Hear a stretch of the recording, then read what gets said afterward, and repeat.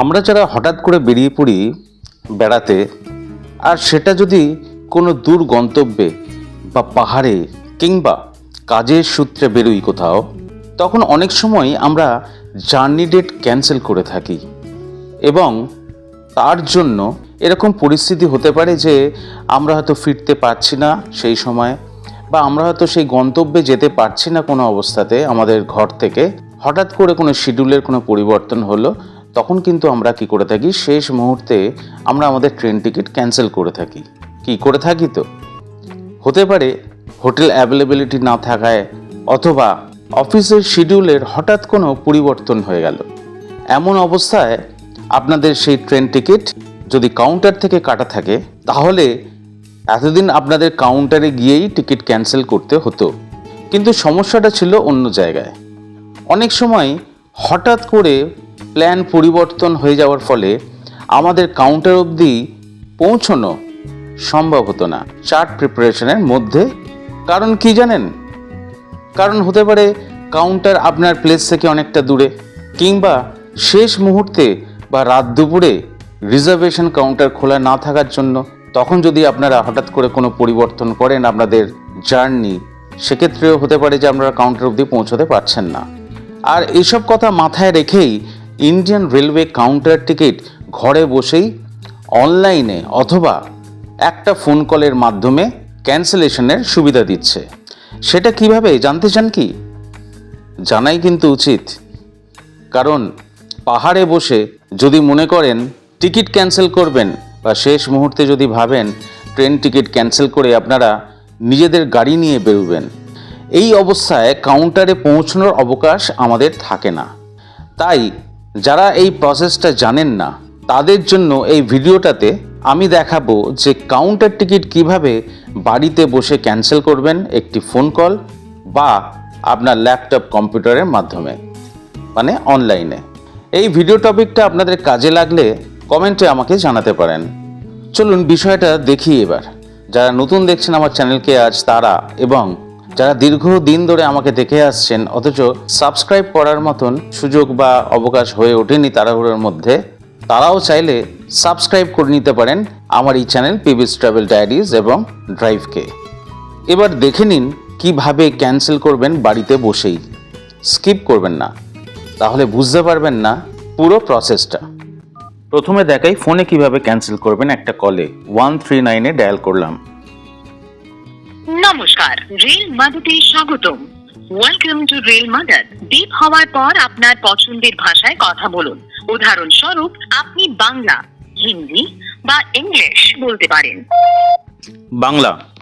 দয়া করে মনে রাখবেন যে আমাদের আইডিয়ার মেনু বিকল্পগুলি পরিবর্তিত হতে পারে। দয়া করে মন দিয়ে শুনুন। জরুরি চিকিৎসা বা নিরাপত্তা জরুরি অবস্থার জন্য 1 টিপুন। পিএনআর স্ট্যাটাস বা ট্রেনের সময়সূচি জানার জন্য 2 টিপুন। অভিযোগের জন্য 3 টিপুন। রিফান্ড এবং ক্যান্সেলেশনের জন্য 4 টিপুন। 4 আপনাদের টিপতে হবে।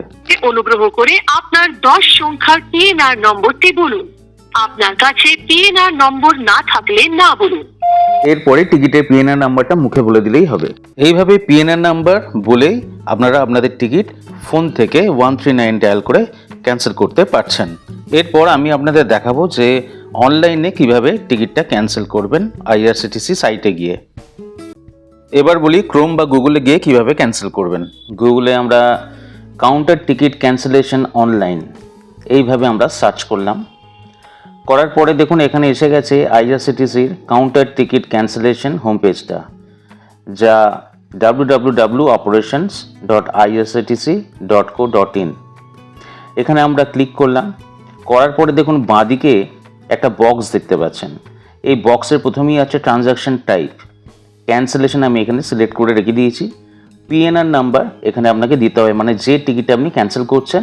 ট্রেন নাম্বার দেওয়ার পরে ক্যাপচা যেটা নিচে আছে সেই ক্যাপচাটাকে টাইপ করে এই টার্মস অ্যান্ড কন্ডিশনটাকে টিক করে আপনাকে সাবমিট করে দিতে হবে। দেখুন ডান দিকে আমি এলাম। ডান দিকে কীভাবে টিকিটটা ক্যান্সেলেশন করবেন, কাউন্টার টিকিট ক্যান্সেলেশন কীভাবে, তার প্রসিডিওরটা লেখা আছে। 1 নম্বরে লেখা আছে enter PNR number, train number along with captcha, যেটা আমি আপনাদের বক্সে প্রথমেই দেখালাম, সেটা লেখা আছে সেই প্রসিডিওরটা। এবং 2 নম্বরে লেখা আছে সিলেক্ট চেক বক্স আপনি সাবমিট করার আগে আপনাকে চেক বক্সটাকে সিলেক্ট করতে হবে। আরেকবার আমি ভিডিও শেষে দেখাবো, এক্ষুনি দেখাবো। 3 নম্বরে আছে সেটা হচ্ছে after click on submit and OTP. আপনি যখন ওটাকে সাবমিট করবেন একটা ওটিপি আপনার রেজিস্টার্ড মোবাইল নাম্বারে ঢুকবে, টিকিট কাটার সময় যে মোবাইল নাম্বারটা আপনার দেওয়া আছে, ঠিক আছে। তারপর এই ওটিপিটা যখন ভ্যালিডেশন হয়ে যাবে তখন কিন্তু আপনার এখানে ডিসপ্লে করবে আপনার পিএনআর নাম্বারটা স্ক্রিনেতে।